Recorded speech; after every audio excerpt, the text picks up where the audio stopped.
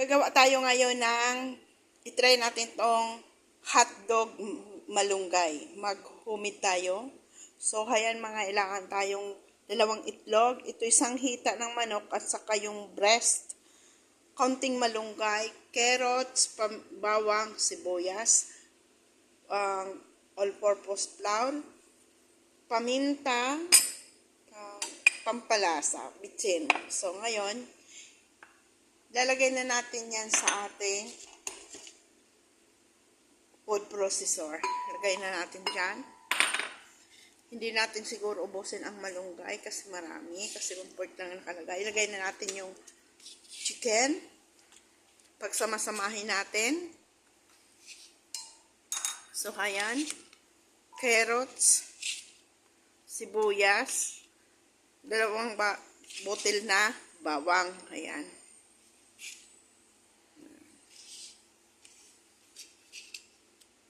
Malinis naman po ang ating kamay.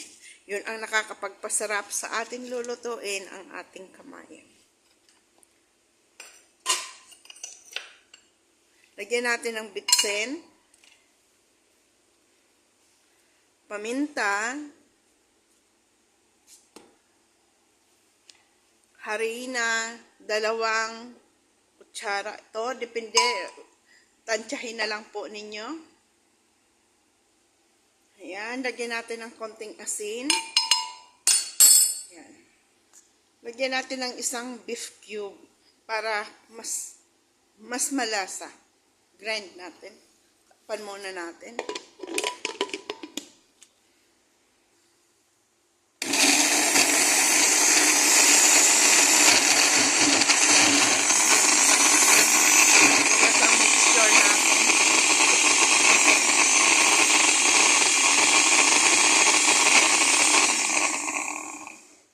Nahirapan.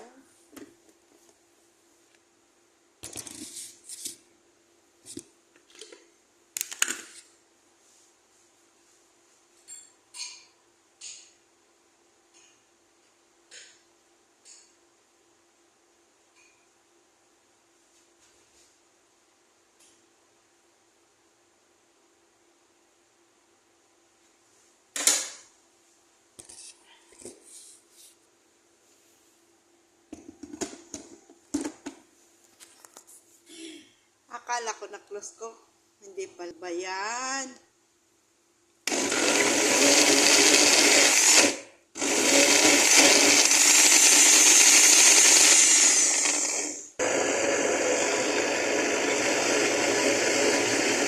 Kailangan pinong-pino siya.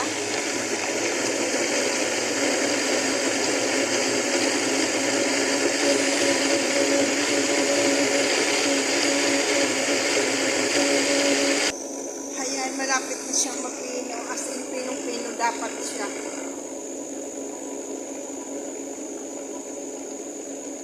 Ito, nailagay na natin sa piping bag.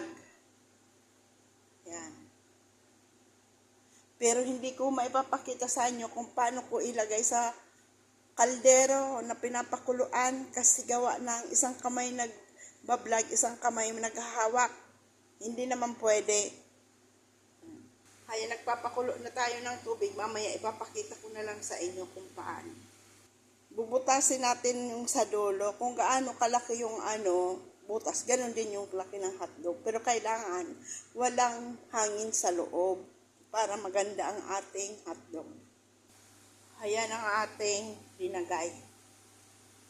Yung 2 nauna kong ginawa, medyo napalaki at napahaba masyado.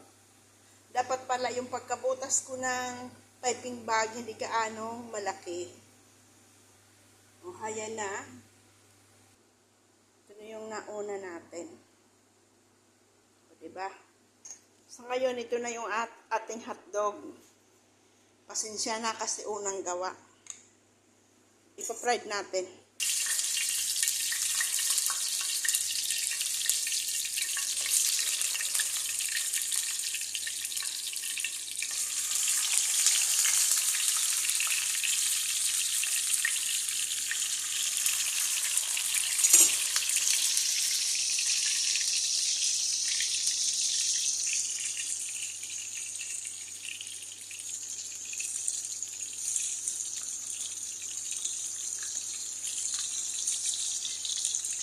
natin ubusin kasi hindi naman natin yun mauubos. Kaya yung iba i-freezer natin. Gawa lang tayong 5.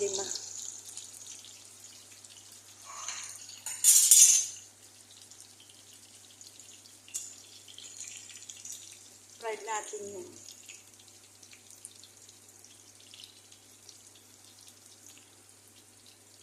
Isang baluto. Tapos, tikman natin syempre kung ano ang lasa. Sa susunod, dapat kailangan ko yung pagbutas ko ng piping bag. Medyo maliit lang pala. Kasi malaki eh. Tapos, hindi pa siya perfect. Okay lang yan. Ganun talaga pag first time. Hindi tayo matuto kung hindi tayo gagawa, hindi natin itry. Kaya kailangan natin itry para matuto tayo, di ba?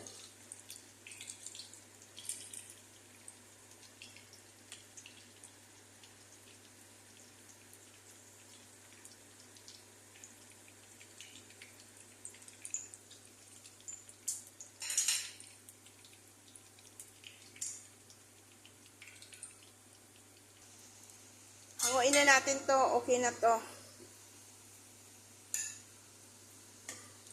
Baka masubrahan man.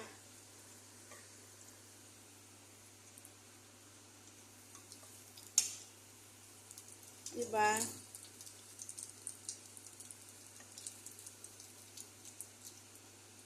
Ang bango niya.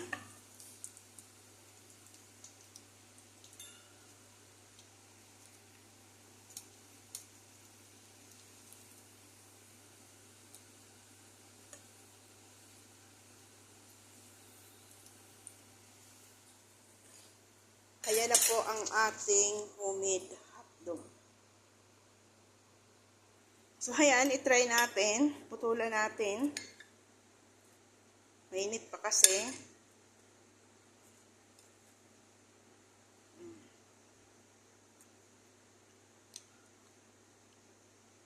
Wow!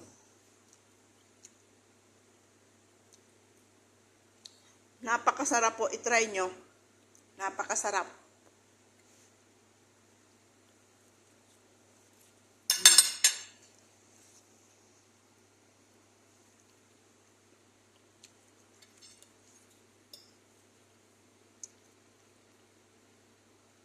Palibasa first time, medyo hindi pa siya malalaki siya. Try nyo. So, ito naman, chicken sakan, kung tawagin chicken sakan. Niluto ko muna yan, bawang, sibuyas, luya, natural spice, paminta, tas sumak. Kaya po yan ito. Sumak. At saka po, dapat mayroon siyang cassia powder, cinnamon powder. So, ito na. Tapos, ito pala, iniubin ko siyang konti para siya mag-brown. Tapos, ito na po siya. Nagluto ako ng napakaraming sibuyas. Nilagyan ko rin ng sumak. Tapos, ito na, linagay ko dito. At saka, ang almond. Yan. Almond. Linagyan naman natin ng second layer. Tapos, ilalagay na natin itong niluto natin sibuyas. Any kind of sibuyas po. Kasi po ito sibuyas na puti po ito. Nilagay ko dito. Ang ano po niyan, ang oil niyan, olives oil. Baka pwede naman anuhan sa natural oil. Pero wag niyo ilalagay yung oil na kasi hindi naman siya olives oil. Ito no, walang problema kasi olives oil to. Pag walang olives oil, try na lang po ninyo to. Yan. Tapos ilalagayan natin ng almond. Tapos sumak.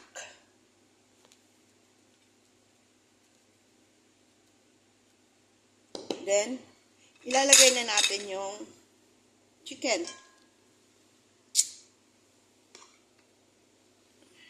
Yan.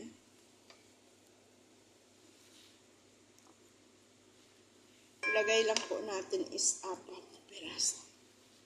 Kasi, yung, yung rest, saan naman? Ako kasi ayaw ko nang may, ang mano sa tiyan. Parang ang bigat sa tiyan. So, ayan. Tapos ito, i-ubi natin siya konti. Sprinklean ulit natin tong